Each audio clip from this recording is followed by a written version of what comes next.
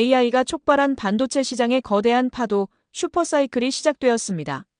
서버용 D램과 AI의 핵심, 고대 역폭 메모리 HBM의 수요가 폭증하면서 4분기 D램 가격이 최대 18%까지 상승할 것이란 전망이 나왔습니다. M7 거품론이 나오기 시작했는데요. 역사적으로 과열 지점에는 어떻게 됐는지 자세히 살펴보겠습니다. 김나나 기자 전해주세요. 안녕하세요. 스톡솔입니다. 최근 기술주, 특히 매그니피션트 7, M7이라고 부르는 기업들 주가 상승세가 정말 무섭습니다. 연일 최고치를 경신하는 미국 증시를 보면서 기대감도 커지지만 또 마음 한편으로는 이거 혹시 거품 아닐까?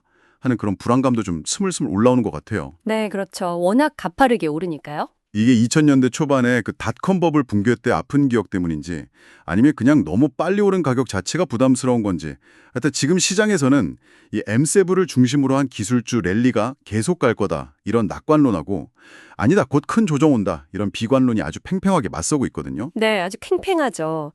그래서 오늘 여러분께서 보내주신 자료들을 가지고 이 뜨거운 M7 거품 논쟁, 그 실체를 한번 좀 깊숙이 파헤쳐 보려고 합니다. AI가 이끄는 수요가 진짜 있는 건지, 또 시장이 보내는 경고 신호는 뭔지, 그리고 이런 불확실성 속에서 우리는 그럼 어떻게 해야 하나 같이 좀 고민해보는 시간을 갖겠습니다. 네, 아주 시의적절한 주제인 것 같습니다. 현재 시장 상황을 보면 정말 흥미로운 국면이죠. 한쪽에서는 AI 혁명이 이제 생산성을 엄청 끌어올리고 새로운 성장 동력이 될 거다 이러면서 이번엔 다르다 이렇게 외치고 있고요. 네, 새로운 시대가 열린다. 이런 분위기죠. 그렇죠. 그런데 또 다른 한쪽에서는 이 높은 밸류에이션, 또 과거 버블하고 너무 비슷하다 이런 점들을 지적하면서 아주 강력하게 경고음을 내고 있습니다. 그래서 오늘 저희는 이 양쪽 주장을 좀 균형 있게 살펴보려고 합니다. AI 수요의 근본 동력부터 시작해서 시장 과열을 나타내는 지표들, 또 그에 대한 반론, 그리고 현명한 투자 전략까지 좀 차근차근 짚어보겠습니다. 좋습니다. 그럼 가장 먼저 이 모든 논란의 어떻게 보면 핵심 동력인데 AI 수요부터 한번 들여다보죠. 이게 정말 AI 슈퍼사이클이라고 부를 만큼 강력한 실체가 있는 건가요? 아니면 그냥 일시적인 과열 현상일까요? 결론부터 좀 말씀드리면요. 현재 AI 관련 수요는 상당히 구체적이고 또 강력한 기술적 기반을 가지고 있습니다. 특히 그 AI 모델, 챗 GPT 같은 대규모 언어 모델, LLM이라고 하죠. 이걸 구동하는 데 필요한 반도체, 그중에서도 특히 메모리 반도체 수요가 폭발적으로 늘고 있다는 게 핵심이에요. LLM이 왜 그렇게 많은 메모리를 필요로 하는 건가요? 좀 더 쉽게 설명해 주실 수 있을까요? 네네. LLM을 그냥 사람 뇌라고 한번 생각해 보시면 쉬워요. 우리가 학습하고 기억하잖아요. 그런 것처럼 LLM도 엄청난 양의 데이터를 학습해서 모델 가중치라는 형태로 지식을 딱 저장해 놓거든요. 모델 가중치요? 네. 이 가중치가 많을수록 모델이 더 똑똑해지는데 그만큼 저장 공간, 그러니까 메모리가 많이 필요한 거죠. 또 우리가 대화할 때 앞의 내용을 기억하면서 말을 이어가잖아요. 네, 그렇죠. LLM도 추론 과정에서 KB 캐시라는 임시 기억 공간을 써요. 이건 우리가 잠시 메모해두는 똑똑한 메모장 같은 건데 모델이 복잡해지고 대화가 길어질수록 이 메모장 크기도 점점 커져야 하거든요. 아하. 결국 AI가 더 똑똑해지고 성능이 좋아질수록 필요한 메모리 용량은 정말 어마어마하게 늘어나는 그런 구조입니다. 그런데 여기서 기술적인 문제가 딱 생겨요. 바로 메모리 병목 현상, 영어로는 메모리 월이라고 부르는 건데요. 메모리 병목 현상. 네, 아무리 그 AI 연산을 담당하는 칩, GPU 같은 게 빠르더라도요. 필요한 데이터를 메모리에서 제때 못 가져오면 전체 시스템 성능이 뚝 떨어지는 거예요.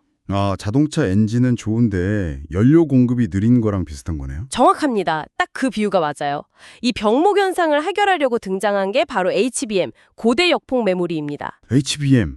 요즘 정말 많이 듣는 단어죠. 네, HBM은 기존 D램 칩을 마치 아파트처럼 여러 층으로 이렇게 수직으로 쌓아 올리고요.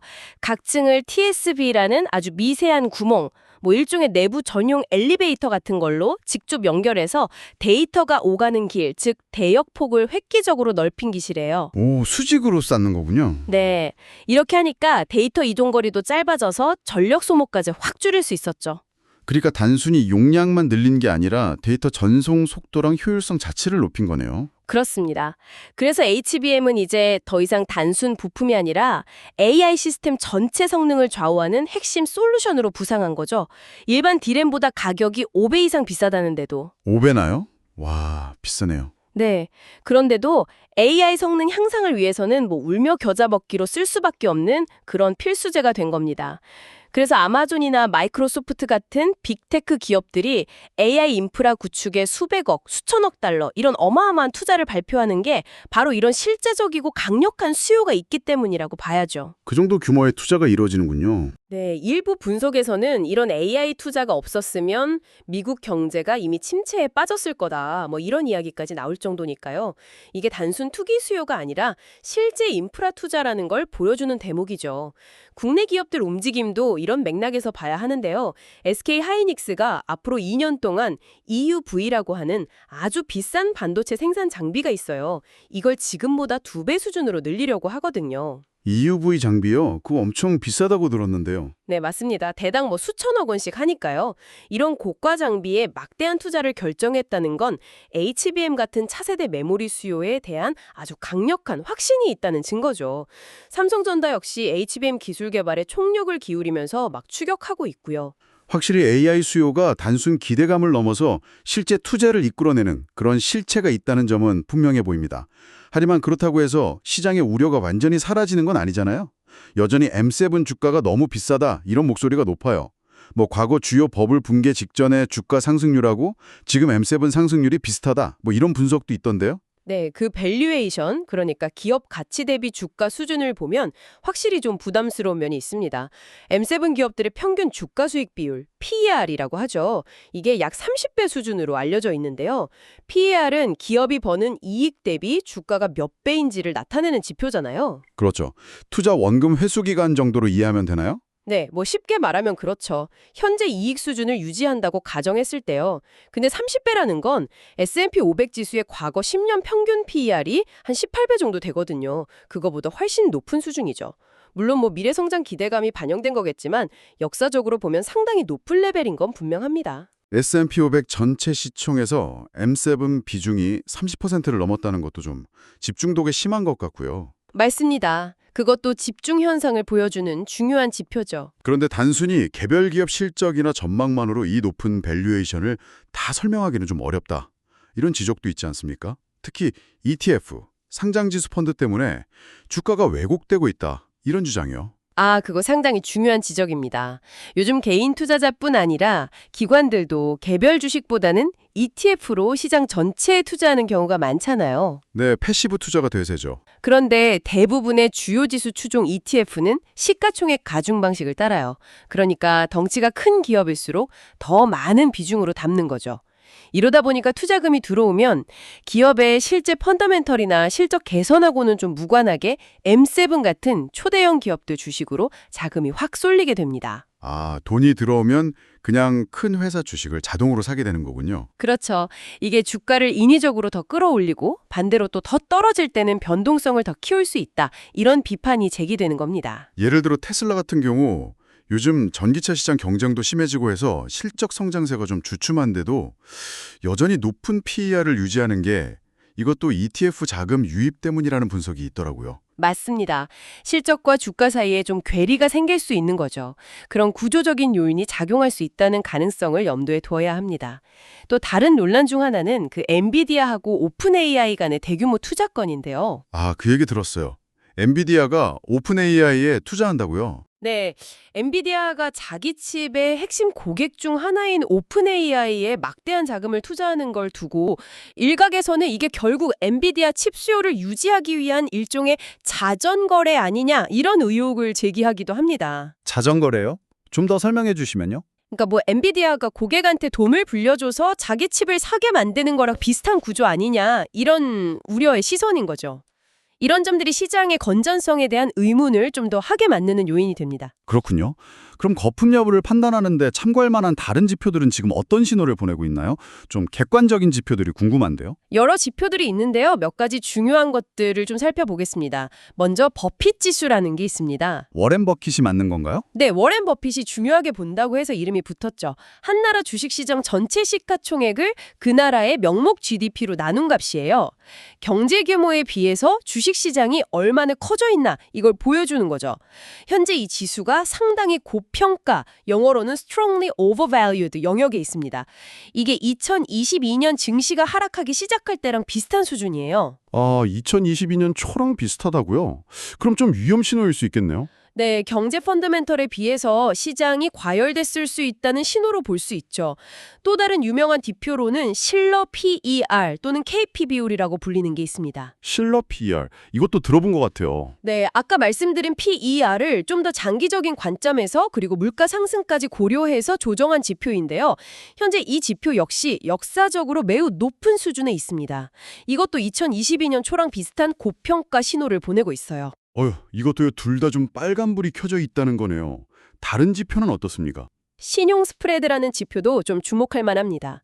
이건 비교적 안전한 국채하고 상대적으로 위험한 회사채 사이의 금리 차이를 보여주거든요. 금리 차이요? 네, 이 차이가 벌어지면 기업들의 부도 위험이 커지고 경제에 좀 문제가 생길 가능성이 높다, 이렇게 해석돼요. 현재는 이 스프레드가 역사적으로 낮은 수준에 머물러 있어서 아직 시장이 위험을 크게 느끼지는 않는다는 신호로 볼 수도 있어요. 이건 아직 괜찮다는 거네요. 그런데 최근 들어서 아주 조금씩 상승하는 움직임이 나타나고 있어요. 만약 이 상승세가 계속된다면 시장의 위험 회피 심리가 커지면서 증시 하락으로 이어질 수 있다. 이런 경고 신호가 될 수도 있습니다. 종합해보면 버핏 지수나 실러 PER은 확실히 좀 과열 신호를 보내고 있고 신용 스프레드는 아직은 괜찮지만 약간의 상승 조짐이 보인다. 이렇게 정리할 수 있겠네요. 네, 맞습니다. 여러 지표들이 확실히 시장 과열 가능성을 시사하고 있는 것 같습니다. 여기서 투자의 헬린으로 불리는 하워드 막스의 진단이 좀 흥미로운데요. 하워드 막스요? 네. 그는 현재 상황을 버블의 초입일 수 있다 이렇게 보면서 단순히 주가가 많이 올랐다는 사실 그 자체보다 더 중요한 게 있다고 지적했어요. 바로 여러 가지 거시 경제적 불확실성, 예를 들어 미중 갈등 심화라든지 국가 부채 증가, 또 중앙은행의 독립성 문제 같은 것들이 커지고 있는데도 불구하고요. 시장 참여자들이 이걸 애써 외면하거나 합리화하면서 주가가 계속 오르는 현상, 즉 인지 부조합니다. 위험 신호는 커지는데 시장은 AI 때문에 괜찮아 하면서 낙관론에 빠져 있다는 거군요. 그렇죠. 현실의 위험 신호는 커지는데 그걸 무시하고 있다는 거죠. 막스는 M7 기업 자체는 정말 대단한 돈 버는 기계고 그 가치를 어느 정도 인정할 수 있다고 봐요. 하지만 진짜 문제는 이 AI 열풍 때문에 M7하고 직접적인 관련이 없거나 실적이 그냥 평범한 기업들까지 덩달아 주가가 비싸지고 있다는 점이라고 꼬집었습니다.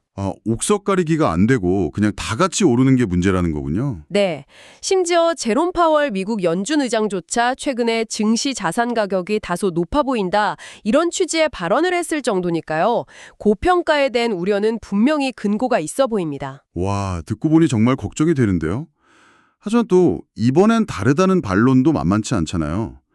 AI 혁명이 그만큼 강력하기 때문에 과거의 잣대로만 평가하면 안 된다. 이런 주장도 있지 않습니까? 물론입니다. 그게 또 이 논쟁의 핵심이죠. M7 랠리가 거품이 아니라고 보는 가장 큰 이유는 AI가 가져올 실질적인 생산성 향상, 그리고 그로 인한 기업들의 이익 증가 기대감입니다. 우리는 이제 막 AI 시대의 시작점에 서 있을 뿐이고 앞으로 AI가 다양한 산업에 적용되면서 M7 기업들 실적은 계속해서 좋아질 거다. 이런 논리죠. 실제로 지난 몇 년간 M7 거품론은 계속 나왔지만 실적이 딱 발표되면 또 잠잠해지고 그랬던 것 같기도 해요. 네, 맞아요. AI 기반의 실적이 나올 때마다 그런 우려가 좀 수그러들곤 했죠. 역사적으로 봐도 주가가 크게 올랐다고 해서 반드시 폭락으로 이뤄진 건 아니라는 분석도 있던데요. 네, 예일대의 한 교수 연구가 있는데요. 과거 100년 이상의 전 세계 증시 데이터를 분석해 보니까 주식시장이 단기간에 100% 이상 급등한 뒤에 5년 안에 반토막, 그러니까 마이너스 50% 이상 폭락하는 경우는 1% 미만으로 아주 드물었다고 합니다. 1% 미만이요? 정말 드문데요? 네. 오히려 그런 급등 이후에 추가로 100% 이상 더 상승한 경우가 26%나 됐다고 하네요. 오히려 더 오른 경우가 훨씬 많았다는 거네요. 와, 이건 정말 의외의 결과인데요. 그럼 급등 뒤에는 폭락이 온다는 통념이 좀 잘못된 걸 수도 있겠군요. 물론 이 분석이 2000년 닷컴 더블 붕괴 같은 특정 사례, 특히 기술주 중심의 버블 붕괴를 완벽하게 설명하지는 못한다는 한계는 있습니다. 하지만 적어도 주가가 많이 올랐다는 사실만으로 무조건적인 공포감을 가질 필요는 없다. 이런 점을 시사하는 거죠. 그리고 이번 사이클은 과거 버블하고는 좀 다른 구조적인 특징들을 가지고 있다는 점도 중요합니다. 어떤 점들이 다른가요? 구조적인 특징이요? 예를 들어 과거 닷컴 버블은 주로 인터넷이라는 새로운 기술을 이용한 소비재나 서비스 확산에 대한 기대감이 컸다면요. 지금의 AI 열풍은 데이터 센터 구축, 고성능 반도체 같은 기업들의 인프라 투자 성격이 강하다는 점입니다. 아, 기업들이 쓰는 인프라 투자다. 네, 이건 좀 변동스러운 소비자 수요보다는 좀 더 꾸준하고 예측 가능한 수요 기반을 가질 수 있죠. 또 아까 설명드린 HBM 같은 경우 기술적 난이도가 높고 수율도 낮고 또 고객사별로 맞춤 설계가 필요해요. 그래서 과거 D램처럼 그렇게 쉽게 공급 과잉 상태에 빠지기 어렵다는 구조적 특징도 있습니다. 수요는 폭발하는데 공급은 제한적인 이 병목 현상이 당분간 계속될 가능성이 높은 거죠. 수요는 많은데 공급이 따라가기 어렵다. 네, 따라서 시장 전체가 그냥 무차별적으로 과열됐다기보다는 HBM 분야에서 SK 하이닉스가 두각을 나타내고 삼성이 뒤쫓는 이런 구도나 또 반도체를 최종 조립하고 포장하는 첨단 패키징 기술에서 TSMC가 독보적인 위치를 차지하는 것처럼요. 특정 기술적 병목 구간을 장악한 소수 기업에게 이익이 집중되는 차별화 현상이 더 본질적일 수 있습니다. 앞으로 삼성전자가 HBM 기술 경쟁에서 어떤 성과를 내고 또 파운드리 사업에서 재도약할 수 있을지 이런 기술 경쟁 구도의 변화가 시장 판도를 바꿀 중요한 변수가 될 겁니다. 와, 정말 복잡하게 얽혀 있네요. AI 수요는 분명 강력하고 실체가 있어 보이는데 동시에 밸류에이션 부담이나 여러 경고 지표들도 무시할 수 없고 또 과거 버블하고는 다른 양상도 나타나고 있고요. 듣고 계신 여러분도 생각이 많아지실 것 같습니다. 만약 지금이 정말 하워드 막스의 말처럼 버블 초입이거나 좀 위험성이 높은 구간이라면 투자자 입장에서는 어떤 준비를 해야 할까요? 아까 막스가 투자 데프콘 5단계 이런 비유를 썼다고 하셨는데 방어 태세를 갖춰야 한다는 의미겠죠? 네, 맞습니다. 위험이 감지될 때는 좀 공격적인 투자보다는 자산을 지키는 방어적인 전략을 고려해 볼 필요가 있습니다. 구체적인 전략 옵션들을 좀 살펴보면요. 먼저 하워드 막스 본인은 현재 주식의 높은 가격 부담에 비해서 상대적으로 채권, 특히 크레딧이라고 불리는 회사채의 투자 매력도가 높아졌다고 보고 있어요. 주식보다는 채권이 매력적이다? 네. 예를 들어 비교적 신용도가 낮은 기업들이 발행하는 하이힐드 채권 같은 경우 연 6% 수준의 수익률을 기대할 수 있다고 하는데요. 이건 현재 주식시장의 불확실성을 감안하면 충분히 매력적일 수 있다는 판단이죠. 다만 일반적인 채권 ETF보다는 만기가 딱 정해져 있어서 금리 변동 위험을 좀 줄이고 만기 시 원금 상환이 약속되는 만기 매칭형 ETF를 활용하는 게 좋다고 조언합니다. 아, 만기가 정해진 채권 ETF요? 그런 것도 있군요. 주식 비중을 줄이고 이런 채권 투자를 늘리는 방안이군요. 네. 또 다른 중요한 방어 전략은 포트폴리오에 안전자산을 편입하는 겁니다. 안전자산이요? 금 같은 거 말씀이시죠? 네, 대표적으로 금, 달러, 그리고 현금을 들 수 있죠. 특히 금은 인플레이션 시기에 가치를 보존하는 경향이 있고 또 경제 위기나 지정학적 불안감이 커질 때 대표적인 피난처 역할을 해왔잖아요. 그래서 포트폴리오에 금이나 우량 채권, 현금 같은 안전자산을 일정 비율, 예를 들어 주식 60, 안전자산 40 이렇게 고정적으로 유지하거나요. 아니면 아까 말씀드린 실러 PL 같은 시장 지표를 기준으로 고평가 시기에는 안전자산 비중을 늘리고 저평가 시기에는 주식 비중을 늘리는 식으로 좀 유동적으로 조절하는 전략도 고려해 볼 수 있습니다. 하지만 또 무조건 방어만 하는 게 능사는 아닐 수도 있잖아요. 장기적으로 보면 결국 시장은 우상향한다. 이런 믿음도 강한데요. 물론입니다. 그 관점도 매우 중요하죠. 아까 소개한 예일대 괴츠먼 교수 같은 경우는 시장의 단기적인 등락이나 폭락 가능성에 지나치게 걱정하기보다는 우량 자산에 대한 장기 투자 관점을 유지하는 게 중요하다고 강조합니다. 공포에 팔지 말라 이런 거군요. 네.